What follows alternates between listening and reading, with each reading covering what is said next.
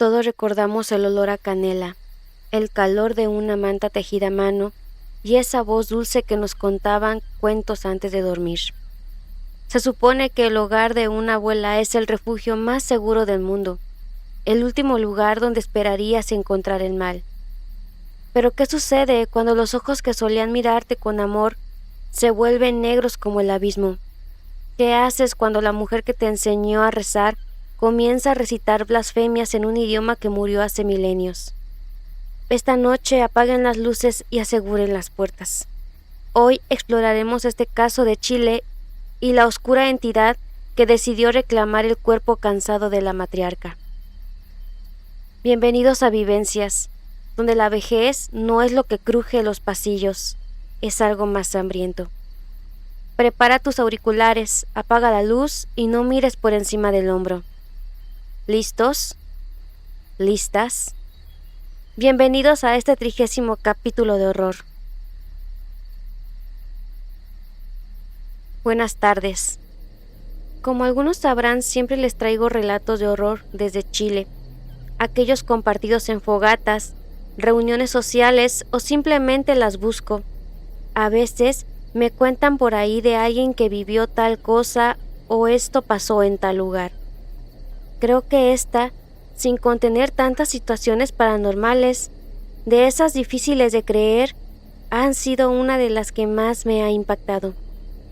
A veces el horror no se trata solo de ver fantasmas o criaturas deambulando. También hay un horror invisible, una maldad que nadie puede ver, que puede estar ahí, más cerca de lo que crees, incluso llegar hasta tu propia casa.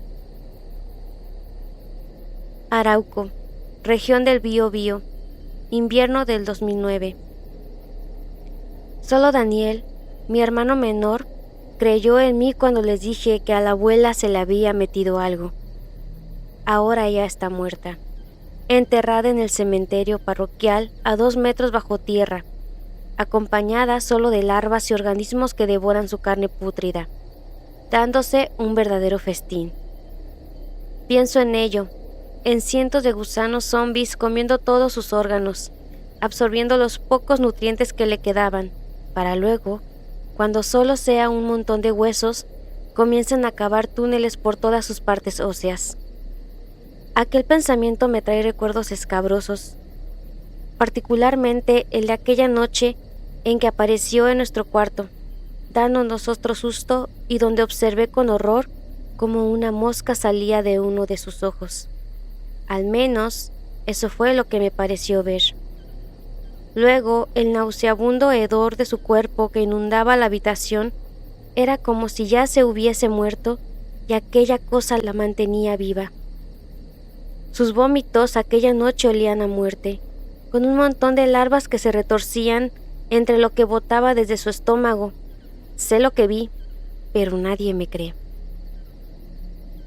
Aquellos recuerdos e ideas escabrosas me provocaban escalofríos. Solo espero que se haya llevado a la tumba aquella maldad o entidad que se le metió. Puede sonar cruel, pero de cierta forma todos querían que ya se fuera. Las semanas previas a su muerte estuvieron rodeadas de extraños acontecimientos. Eran momentos tristes, de sufrimiento de la abuela.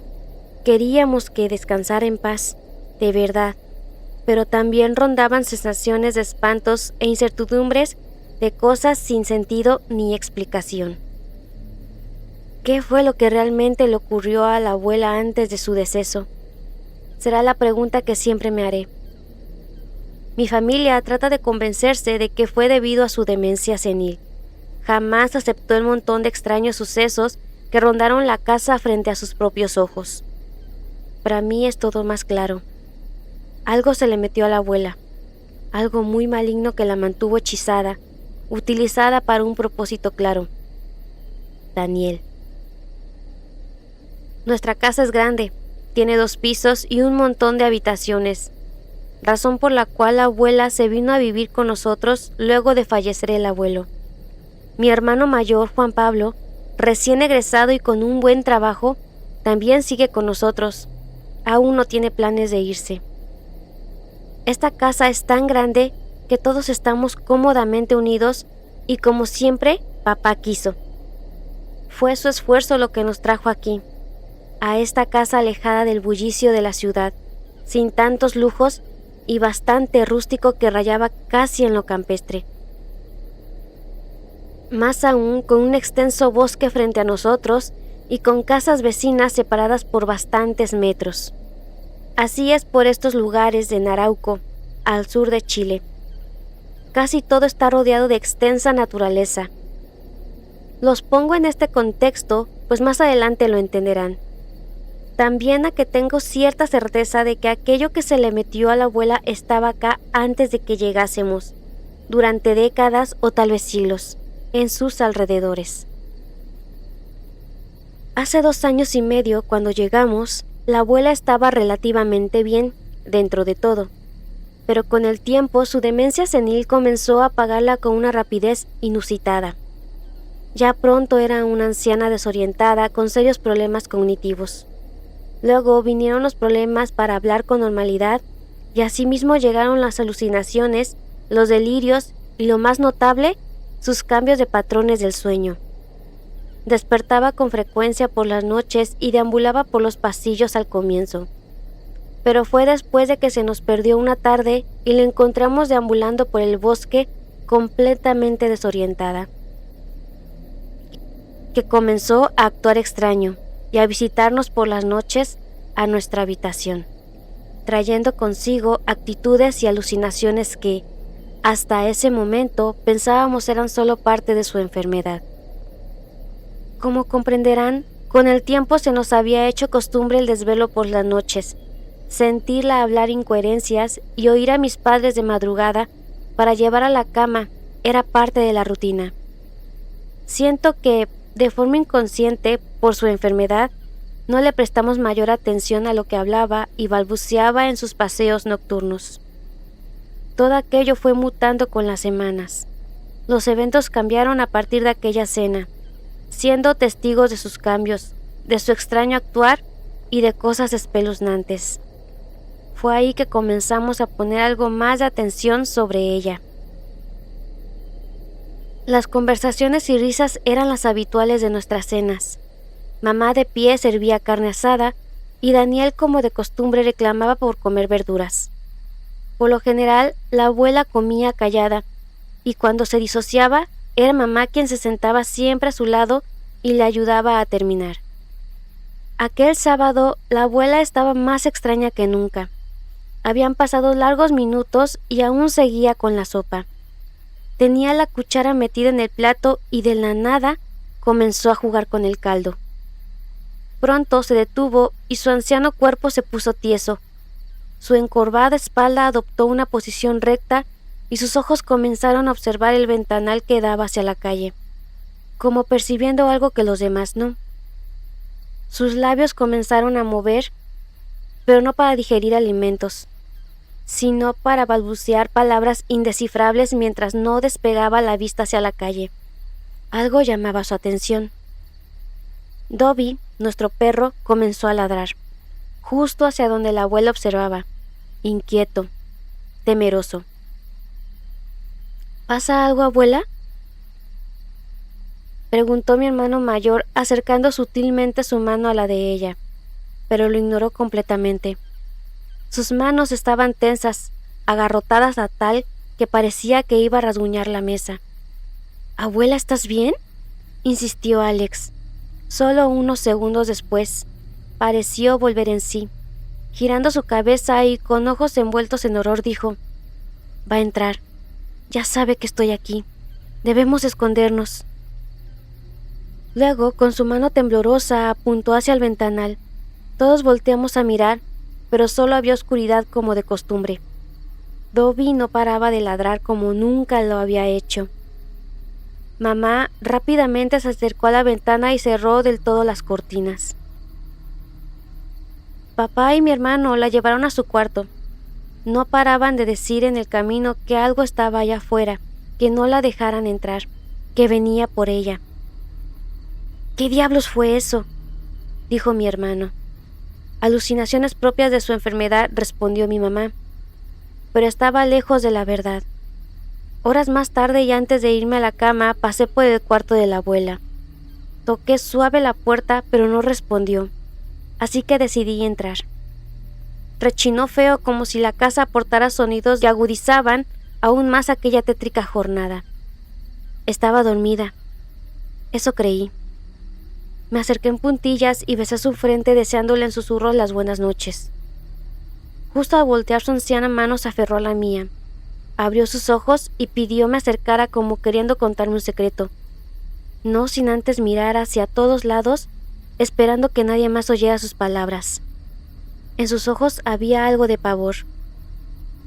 Sigue allá afuera. Me hago la dormida, pues no quiero que entre. ¿Puedes revisar que esté bien cerrada la ventana, hijo? Dijo, y un escalofrío recorrió mi espalda. Me acerqué a la ventana y casi creyendo en sus palabras miré hacia afuera, buscando ese algo que la atemorizaba. Revisé que estuviese bien el pestillo y cerré completamente las cortinas. Al salir volvió a hablar en susurros. Esta vez algo de miedo me abordó. Protege a Daniel, no dejes que lo vea. Quedé pensando largas horas en las palabras de la abuela, en sus alucinaciones, intentando entender qué clase de ideas pasaban por su trastornada mente. ¿Qué clase de peligro era aquel que me advertía respecto a Daniel? Finalmente me dormí, convencido de que solo eran alucinaciones. Aquel domingo el clima fue horrible. Nubes amenazadoras y un viento gélido e incesante tuvimos casi todo el día. Por la tarde, muy temprano, comenzó a oscurecer como nunca. Cada uno estaba en lo suyo y papá, como de costumbre, se sentó en las afueras a beber café y observar cómo Daniel jugaba con Dobby. Quería también que desde pequeño adoptara responsabilidades sobre las mascotas y lo guiara en sus paseos por los alrededores, y que también hiciera sus necesidades. Dobby nunca se había internado en el bosque, tampoco nunca había desobedecido a papá, pero algo cambió aquella tarde. Como todo perro, corría por todos lados y en momentos se detenía a olfatear lugares, plantas y árboles, como cualquier perro buscando solo lo que ellos saben. Daniel a sus espaldas y con una varilla lo seguía casi intentando domarlo. Fue en eso que de la nada comenzó a fijar su atención hacia el bosque, ladrando insensablemente por algunos segundos. Luego, como si hubiese visto un gato o un ratón, corrió hacia el interior enloquecido. Daniel en su inocencia lo siguió y pronto ambos desaparecieron del campo visual de papá, quien rápidamente soltó el café y aceleró hacia el bosque llamándolo a viva voz. Sus gritos me alertaron, saliendo rápidamente tras él, sin quizá el temor de que podría perderse o algo por el estilo. Pero era peligroso para un chico de 6 años sumergirse en aquel bosque. Su terreno podría causarle algún accidente. Me quedé a campo abierto un poco preocupado, pero cuando los gritos de papá comenzaron a desaparecer entendí cuán profundo Daniel se había metido en aquel lugar. Así que decidí seguirlos al trote. La inmensidad de sus árboles y la espesura del verde ocultaban la luz del día. Era bastante tétrico entrar ahí y a cada paso se iba poniendo peor. Cuando al fin los alcancé al cabo de unos minutos, papá sostenía en brazos a Daniel observando a Dobby, a quien no paraba de ladrar frente a un árbol. Pero no cualquiera, pues tenía un color y características que lo diferenciaban del resto. Estaba viejo, enfermo, con tonalidades grisáceas y sus ramas completamente secas, donde unas cuantas hojas se resistían a caer. Era de verdad un árbol moribundo que en cualquier momento podía caer. Sus raíces enormes parecían levantarse de la tierra intentando no morir, lo que le daba un aspecto aún más espeluznante. Pero aquello no era lo peor. Lo verdaderamente espeluznante eran unas cosas que colgaban de sus ramas a gran altura. Eran figuras extrañas hechas de ramas amarradas, claramente confeccionadas a mano. En ningún caso era una extensión del árbol. Alguien las puso ahí con alguna finalidad, tal vez una advertencia. La impresionante y tétrica escena nos quitó atención de nuestro alrededor. donde a pocos metros aparecían cosas aún más perturbadoras. Unos cuantos metros hacia la derecha y apilados yacían decenas de huesos de animales muertos y a su alrededor piedras amontonadas y bien formadas, en distancia que parecían darle una especie de cerco invisible al lugar. Eran perros, gatos, e incluso me pareció ver algo parecido a restos de aves, donde algunos todavía estaban en proceso de descomposición. Tal vez es una especie de cementerio de animales, pensé. Lo cierto es que salimos rápidamente de aquel lugar escabroso.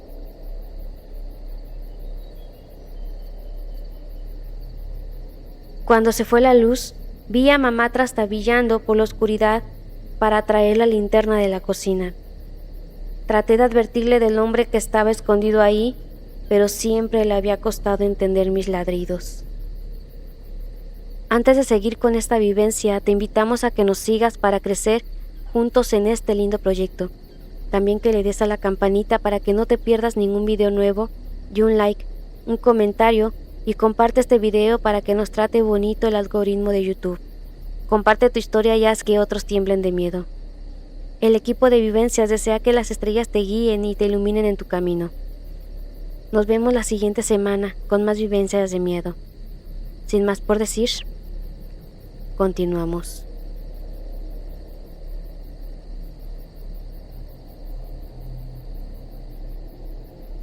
De regreso, extrañamente tardamos más de la cuenta en salir del bosque. Nos pareció tomar muchísimo más tiempo, pues fueron alrededor de 15 a 20 minutos en que deambulamos entre los árboles con una sensación extraña de estar extraviados o no tener claro hacia dónde avanzar realmente. Tampoco nos pareció habernos internado tanto, siguiendo a Daniel y Dobby, pero al parecer sí. Cuando al fin divisamos el claro y las casas, estábamos increíblemente 2 más allá de la nuestra. Papá justo antes de entrar nos dijo: «Hijos, no se metan jamás en este bosque en ninguna circunstancia». Aquel lunes por la noche, y habiendo dejado atrás el episodio del bosque, ocurrió la primera visita de la abuela a nuestra habitación. Según creo, luego de analizar los hechos, ya estaba poseída o embrujada. Y ahora que lo pienso mejor, tal vez eso que se le metió fue aquella tarde-noche que se nos perdió precisamente en aquel bosque.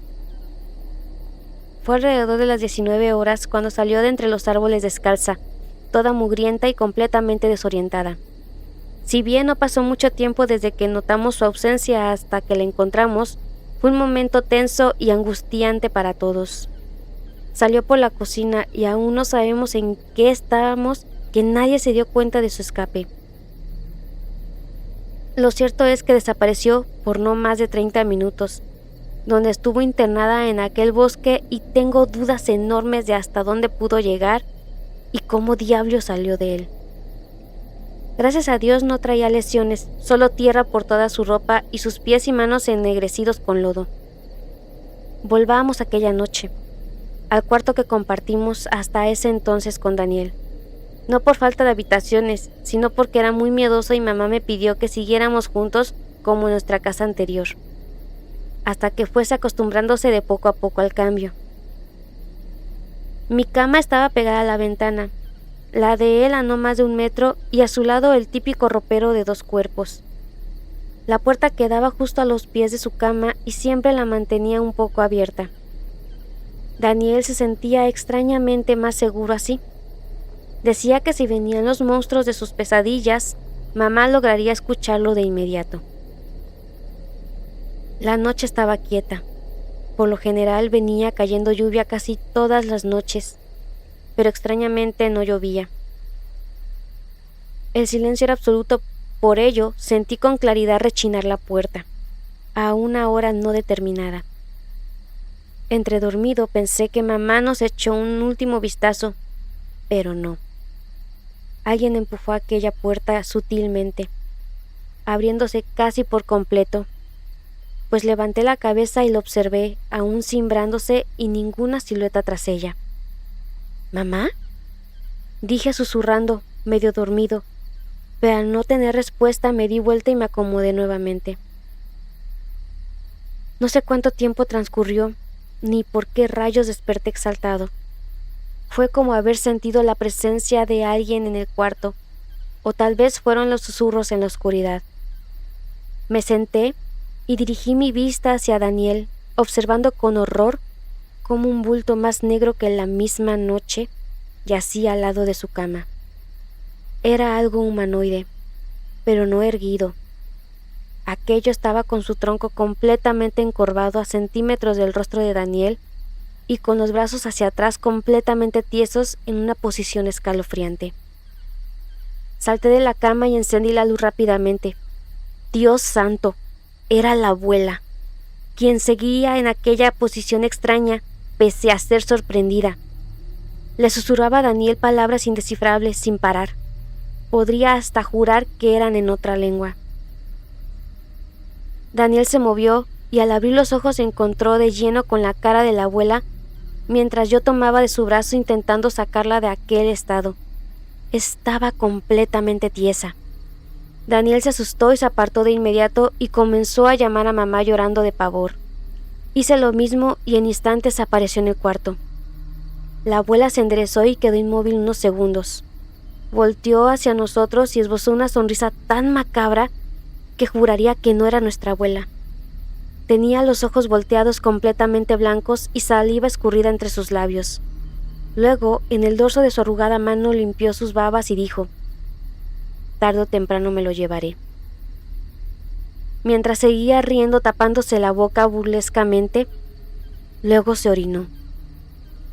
Mis padres la cogieron con sutileza para llevarla de vuelta a su cama y pareció volver en sí, totalmente desorientada, como si hubiese tenido un episodio de sonambulismo. ¿Qué rayos le susurraba Daniel? ¿Qué fue aquella amenaza? Muchas interrogantes quedaron en mí, pero para mis padres era solo un episodio más de sus delirios. Sin embargo, la obsesión con Daniel aumentaría con los días, y esto fue solo el comienzo. Espera la segunda parte en el próximo video.